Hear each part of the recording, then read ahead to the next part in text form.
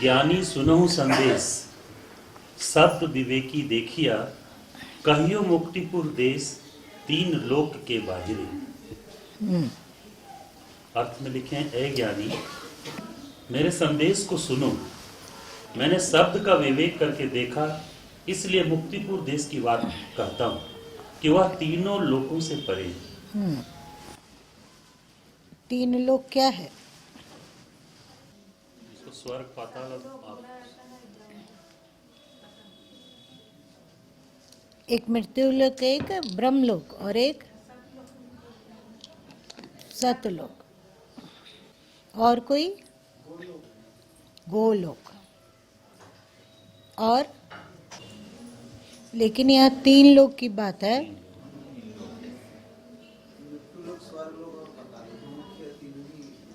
हाँ, तो कहा गया है कि वो जो अस्तित्व है वो तीनों लोकों से परे है ही ना।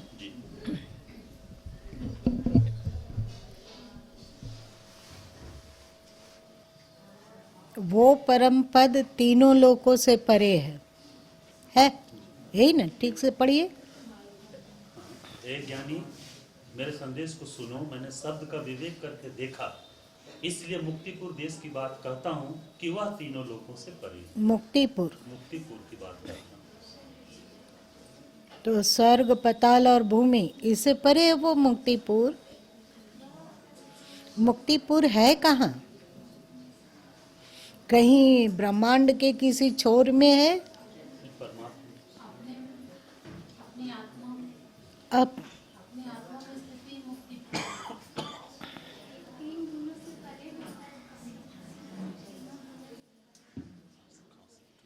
स्थूल, सूक्ष्म, कारण है ना? स्थूल, सूक्ष्म, कारण, जागृत, स्वप्न, सुसुप्ति, भविष्य, वर्तमान और भूत, और सतगुण, रजगुण और तमगुण।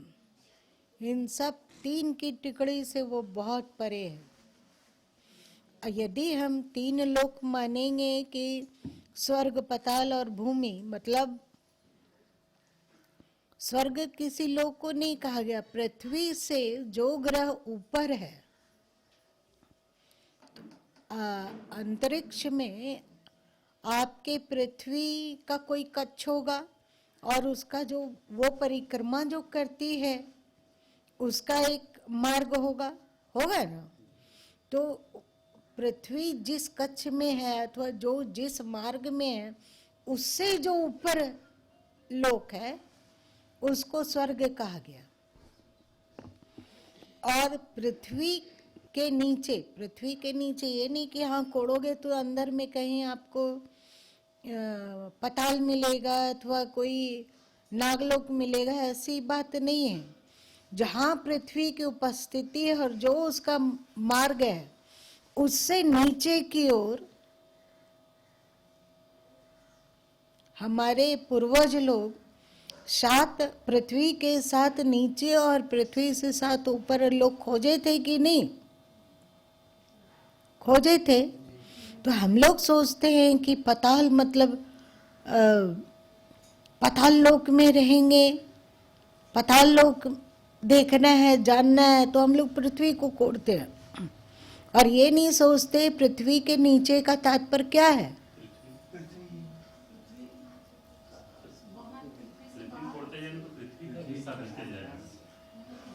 अभी गुरु माँ बताएं।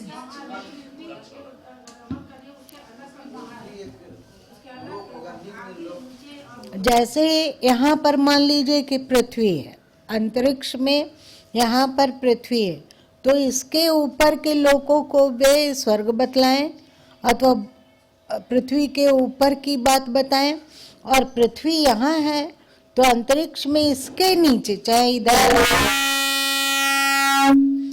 इधर हो चाहे किसी भी दिशा में, लेकिन पृथ्वी की जहाँ उपस्थिति है उससे नीचे के लोकों को, मतलब नीचे के ग्रहों को, जिसमें कि प्राणी जगत है, केवल लोक की बात नहीं है, ऐसा लोक जिसमें प्राणी जगत है, चाहे वो प्राणी जगत मनुष्य से ऊपर हो, मतलब मनुष्य से ज्यादा विकसित हो, चाहे मनुष्य से कम विकसित हो।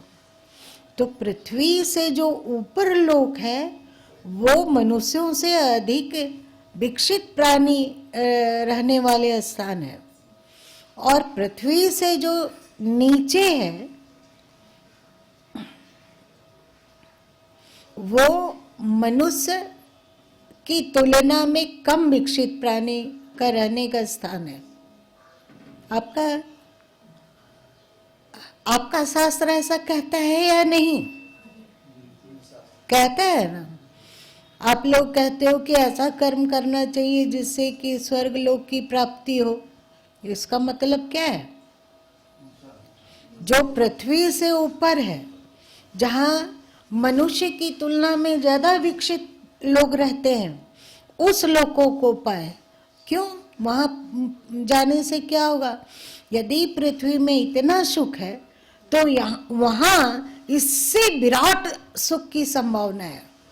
इसलिए आप लोग कहते हो कि गलत कर्म मत करो, गलत आचरण मत करो, गलत वाणी मत बोलो, गलत विचार मत करो, वरना नरक में जाके सड़ोगे, है ना। कहीं कहीं आप लोगों के पूर्वज 64 नरक मानते हैं, उसकी गिनती भी किए। कुंभी पाक तो क्या तो क्या तो क्या तो क्या, उसकी गिनती किए हैं। इसको ढढ़ले अस्वीकार करने की तुलना में वैज्ञानिकों को चाहिए कि इसकी खोज करें। पृथ्वी जहां है वहां से नीचे के लोकों में जाने से, आप बढ़िया से समझ रहे हो नीचे का लोक और ऊपर का लोक क्या है?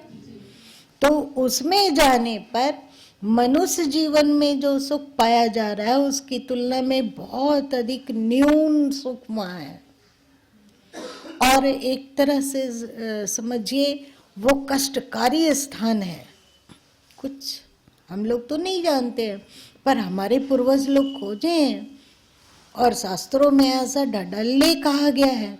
एक दो शास्त्र में ऐसी बातें होती तो उसको अनदेखा किया जा सकता है, लेकिन बहुत सारे शास्त्रों में ऐसी बातें, गीता में भी छिन्ने पुण्य मृत लोके विसंति कहा गया ना, कि वहां पुण्य से जाया जाता है ऊपर के लोकों में, जहाँ मानव तन में जो सुख को प्राप्त किया जा रहा है उससे ज्यादा सुख है जहाँ। तो पुण्य करो, श्रेष्ठ कार्य करो तो आप स्वर्ग लोक को जाओगे, और पाप करो तो आप पृथ्वी के नीचे वाले तल ग्रह नक्षत्रों में जन्म लोगे। लेकिन वहां जीवनी है, वहां जीव का अस्तित्व है। आज उसे एलियन कहते हैं, पर हमारे पूर्वज लोग उस पृथ्वी के इस तरफ बढ़ने पर पितरलोक मिलता है, वहां पितरलोक की चर्चा करते हैं। अलग अलग कैटेगरी, आप उसको सबको एलियन कह रहे हो, कह रहे हो ना। तो आप ये गंधर्व लोक है तो ये पितरलोक है तो ये है, ऐसे बोले है ना। वहां रहने वाले लोगों को अलग अलग नामों से पुकारा गया। हम लोग अभी जो भी धरती पे रहते हैं तो कहते हैं ना ये मनुष्य लोक है, कहते हैं ना। वह ऐसी बात नहीं है कि केवल यहाँ मनुष्य ही रहता है, ऐसा है क्या? यहाँ और भी लोग रहते हैं, पर यहाँ मनुष्य का प्रभुत्व है। पृथ्वी पर मनुष्य का प्रभुत्व है ना। वैसे ही हमारे पूर्वज लोग बताए कि पृथ्वी से ऊपर के किसी एक लोक में पितरों का प्रभुत्व है। इसका मतलब ये नहीं कि वहां दूसरे प्राणी नहीं रहते हैं, पर प्रभुत्व पितरों का है। तो अमुक इस तरफ एक लोक है जिसको गंधर्व लोक कहा गया, तो गंधर्व लोक का तात्पर्य हुआ वहां गंधर्वों का प्रभुत्व है। दूसरे प्राणी भी हैं पर शक्ति संपन्न गंधर्व ही है, प्रभु तो उन्हीं का चलता है। ऐसे ही अलग अलग लोकों की चर्चा की गई।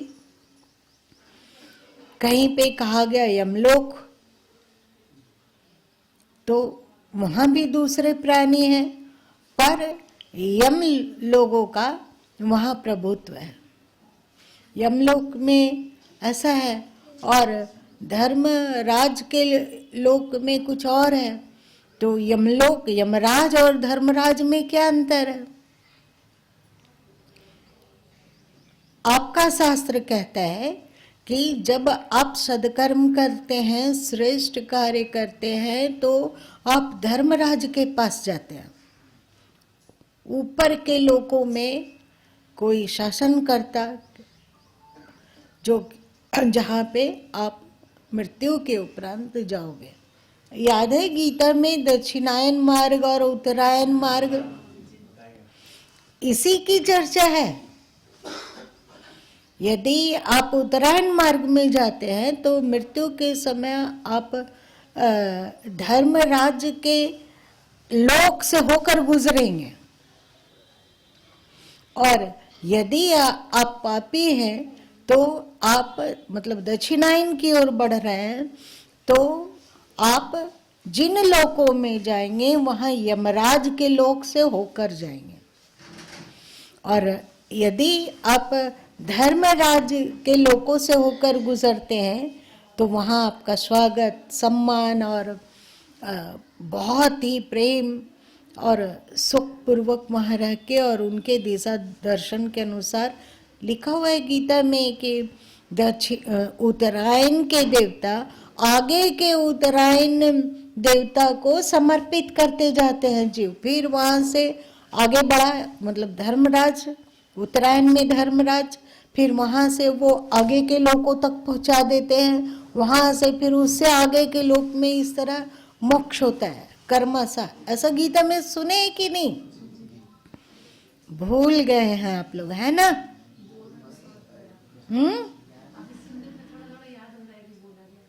थोड़ा थोड़ा याद वो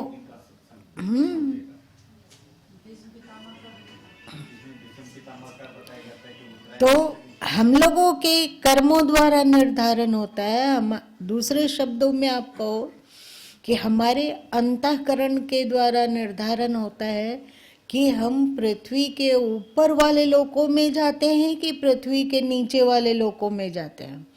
सदकर्मी होंगे, धर्मात्मा होंगे तो हम ऊपर के लोकों में जाएंगे, और यदि दुष्कर्मी हैं, पापी हैं, बेमतलब का गलत सही कर्मों को करते रहते हैं, वे लोग नीचे के लोकों में जाएंगे, जिसको कि नरक कहा गया।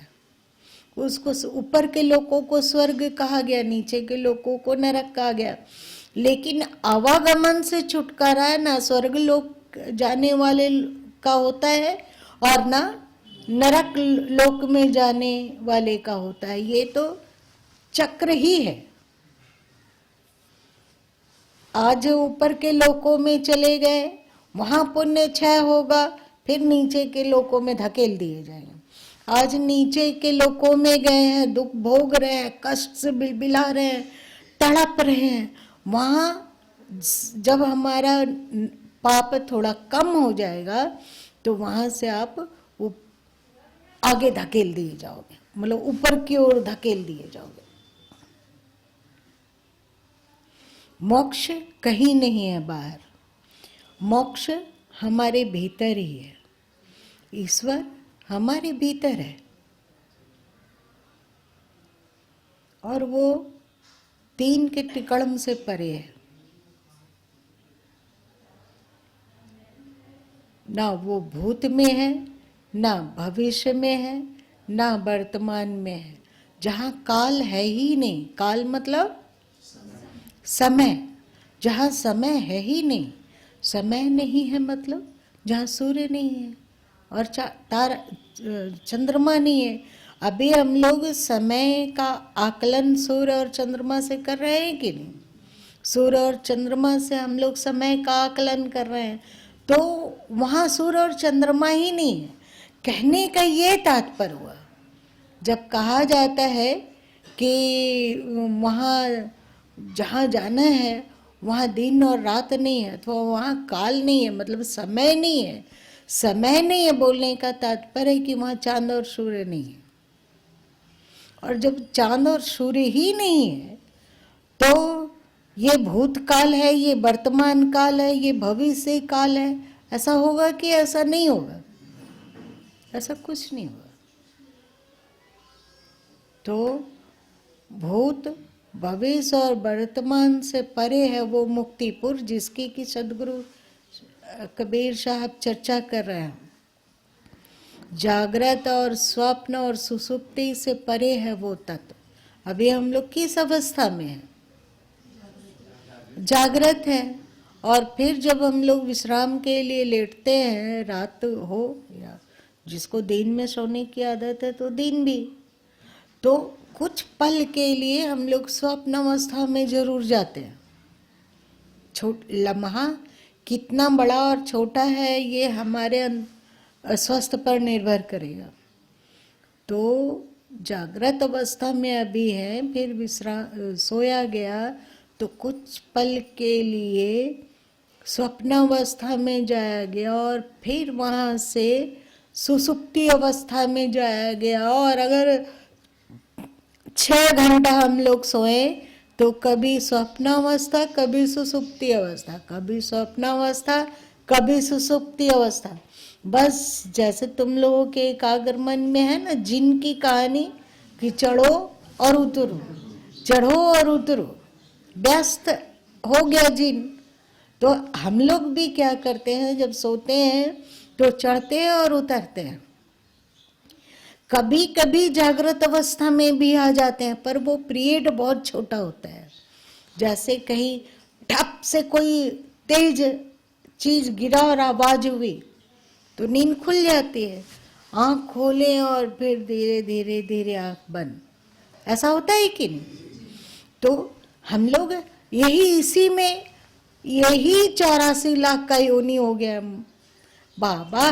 कभी जागृत में जाओ, कभी स्वप्न में जाओ, कभी सुसुप्ति में जाओ, कभी जागृत, स्वप्न और सुसुप्ति। इसके आगे तो हम लोगों की पैठ ही नहीं है।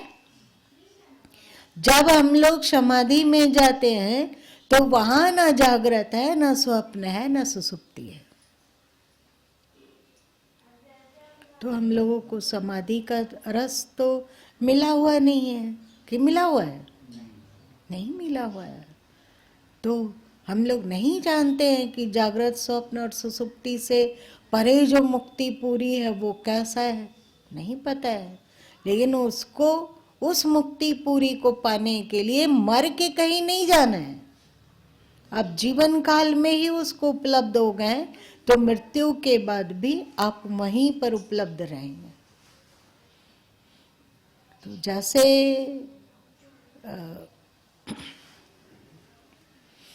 वो परम तत्व, वह मुक्ति पूरी वर्तमान, भूत और भविष्य से परे है, वैसे ही वो भी वो मुक्ति पूरी जागृत, स्वप्न, सुसुप्ति से परे है। अभी हम लोगों की जो जीवनचर्या है, जीने का तरीका है, वो कभी सतगुण में चले जाते हैं, कभी रजगुण में और कभी तमगुण में। गुणातीत जिसकी चर्चा श्री कृष्ण गीता के 14वें अध्याय में करते हैं, उससे तो हम लोगों को परिचय ही नहीं है।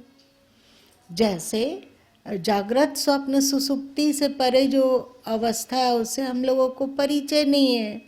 जैसे हम लोगों को भूत, भविष्य और वर्तमान से परे जो चीज है उससे परिचय नहीं है, वैसे ही अभी क्या बोले, रजगुण, सतगुण, तमगुण से परे भी कोई स्थिति हम लोग जानते ही नहीं। जानते हैं जब हम लोग दया करते हैं किसी पर, अथवा अभी सत्संग सुन रहे हैं, हम लोग सबके सब सतगुण में हैं, सतगुण में हैं। आप घर में रहते हो और कोई मान लो कि मांगने के लिए आ गया और आपके हृदय में दया उमड़ा और आप सोचे कि इसे क्या चीज दे दें, ये सतुगुण है। आप उस समय सतुगुण में हैं। जब आप दौड़ भाग के काम करते हैं कि नहीं अभी हमें यहाँ से निकलेंगे तो सीधे चले जाएंगे फल वाल का मार्केट, कुछ फल भी लाना है घर के लिए, तो ये जो दौड़ भाग क्रियाशीलता वो सब रजगुण है। और प्रमाद, आलस्य, निद्रा इत्यादि अथवा क्रोध, लालच, अहंकार इत्यादि तमगुण है। तो हम लोग यदि क्रोध, लालच और अहंकार की वृत्ति ये छिन्न होती है तो हम लोग रजगुण में आ जाते हैं। ये करना है, वो करना है, ऐसे करो वैसे करो। तीनों गुण जीवन जीने के लिए आवश्यक है। ऐसा नहीं है कि इन तीनों गुणों में से रजगुण को हम काट के अलग कर देंगे तो अच्छा से जी पाएंगे, ऐसा नहीं है। तीनों का सामंजस्य। जब रजगुण से काम लेने का है तो रजगुण को स्वीकार किया जाए, जब तमगुण से कार्य लेने का है। सब कोई रात में सोना चाहते हैं कि जागे जागे बिताना चाहते हैं, तो वहां तमगुण की आवश्यकता है। और तमगुण नहीं होगा, तमस, अंधकार, सब दृश्य का लोप हो गया। अंधकार का मतलब यही होता है ना, है तो सब कुछ, कॉपी है, किताब है, हम लोग यहाँ बैठे हैं, यदि यहाँ धूप अंधेरा हो तो कुछ है कि कुछ नहीं है? कुछ है पर हम नहीं जानते, हमारे लिए सब चीज का लोप हो गया। यही है ना, यही सब चीज का लोप हो गया। तो ईश्वर के द्वारा, कुदरत के द्वारा ऐसा बनाया हुआ है कि इस समय रात होगी, बाहर भी अंधेरा है ना, और नींद के द्वारा हम तमस में प्रवेश करने जा रहे हैं। जो भारतीय मनीषा लोग बोलते हैं कि सोने के लिए सबसे परफेक्ट समय रात्रि है। आज का जो आधुनिक पीढ़ी है, जो बिना पेंदा का बनता जा रहा है, वो किसी और भी लुढ़क जाता है। वो सोचता है कि नहीं, रात में पढ़ाई अच्छी होती है, तो रात में पढ़ाई अच्छी होती है तो तुम 2 बजे रात तक जगे, 3 बजे तक जगे, पढ़ रहे हो, थोड़ा झूम रहे हो, थोड़ा पढ़ रहे हो। ऐसा होता है कि नहीं? कोई हम विद्यार्थी रहा है कभी रात को ऐसा पढ़ा है? तो 2 बजे 3 बजे तक पढ़ा और हमें नहीं लगता है कि बहुत दिमाग में धंसता होगा। पढ़ा, उस समय पढ़ने के लिए कुदरत ने निर्धारित नहीं किया है। बाहर भी तमस है और आप तमस में जाएंगे तो दोनों की फ्रीक्वेंसी मिल रही है। तो रात में आप जो सोते हैं वो स्वस्थकर नींद होती है। दिन को सोते हैं, बहुत सारे लोग हैं 3 बजे 4 बजे तक पढ़ते हैं और 11 बजे तक 12 बजे तक सोए रहते हैं। वो पक्का है कि आज नहीं तो कल अस्वस्थता का सामना करेगा ही करेगा। हो सकता है कि उसकी नींद खो जाए, हो सकता है कि वो डिप्रेशन में धीरे धीरे जाए, हो सकता है कि उसकी सहनशीलता खत्म हो जाए, छोटी छोटी बातों में उग्र होना और चिल्लाना चीखना ये सब करने लगे, क्योंकि उसमें कंट्रोलिंग पावर रहेगी ही नहीं।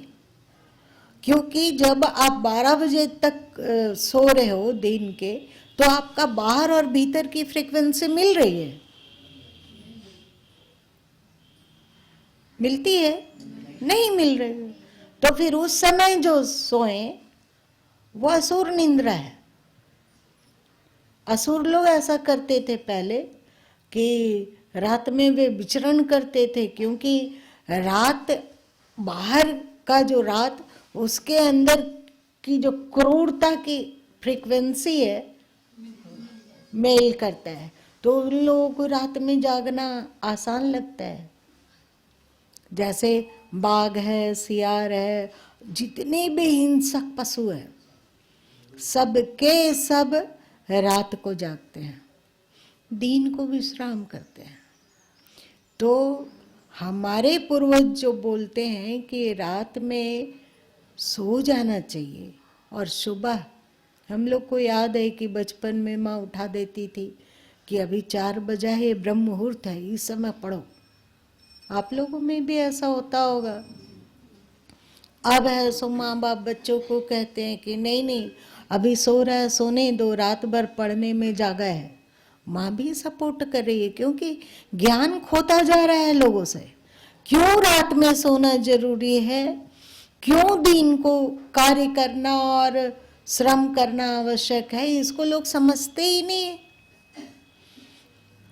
खैर, ये तो नींद तमगुण की बात आ रही थी, जिसमें कि ये सब आप चर्चा सुन लिए। तो नींद तमगुण है तो वो भी आवश्यक है। सक्रियता रजगुण है, वो भी आवश्यक है कि नहीं? और शांति और सहृदयता और सुशील्यता इत्यादि सतगुण है, और इसकी भी आवश्यकता है, इसकी भी आवश्यकता है। हमारे अंतस में प्रेम हो, दया हो, क्षमा हो, करुणा हो, सबकी आवश्यकता है। हम लोग सुबह से रात तक इसी 3 गुण में चक्कर काटते हैं कि इससे कभी कभी परे भी छलांग लग जाता है। नहीं लगता है? लगता है क्या? जब हम तम गुण में ना हो, रजगुण में ना हो, सत्गुण में ना हो, इनसे परे हो, वो स्थिति क्या है? ये त्रिगुणातीत वाली स्थिति गीता के 14वें अध्याय को पढ़ के जाना जा सकता है। तो जब हम इस तीनों गुणों के परे छलांग लगा पाएंगे तो मुक्ति पूरी पहुंच जाएंगे। स्थूल सूक्ष्म कारण तीनों से परे छलांग लगा पाएंगे। ये स्थूल है? और सूक्ष्म तो जानते हैं हम लोग, मन। हम लोग बोलते हैं ना कि अभी मन नहीं, आज मन नहीं किया सत्संग जाने का, इसलिए घर में बैठे हैं। तो ये मन, ये सूक्ष्म हुआ। और जिसके अनुसार मन में विचार उत्पन्न होता है वो कारण हुआ। जैसा संस्कार हमारे कारण में भरा हुआ है, वो उस ओर जाने के लिए हमें उकसाता है, मन को उकसाता है, और मन उसक कर हमें उस ओर धकेल देता है। तो हम लोग रात दिन स्थूल सूक्ष्म कारण, जब हम जगे हैं स्थूल शरीर कार्य कर रहा है, जब हम स्वप्न देखते हैं तो सूक्ष्म शरीर कारण करता है, और जब गहरी नींद में सो जाते हैं तो कारण शरीर कार्य करता है। इसके परे जानते हो कुछ? हम लोग नहीं जानते हैं। तो मुक्ति पूरी के बारे में कैसे जान सकेंगे? आज की बात को कौन कौन समझ नहीं सका? हाथ उठाओ। ईमानदारी से, कुछ भी लज्जा की बात नहीं है। पहली बार सुने, हो सकता है इसलिए ना समझ पाए हो। सबको ही समझ गए, बहन लोग भी समझ गई।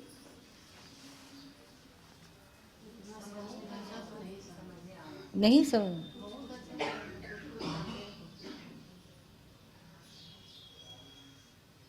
और क्या बोले? कौन बोला? क्या स्पष्ट नहीं?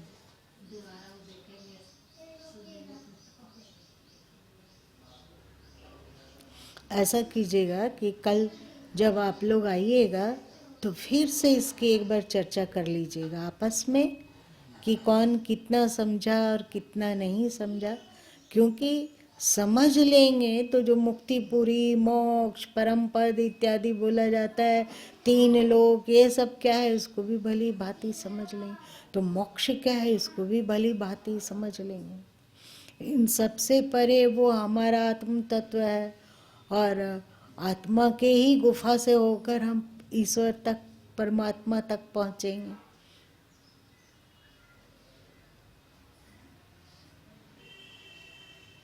तीनों को लांघना तो होगा।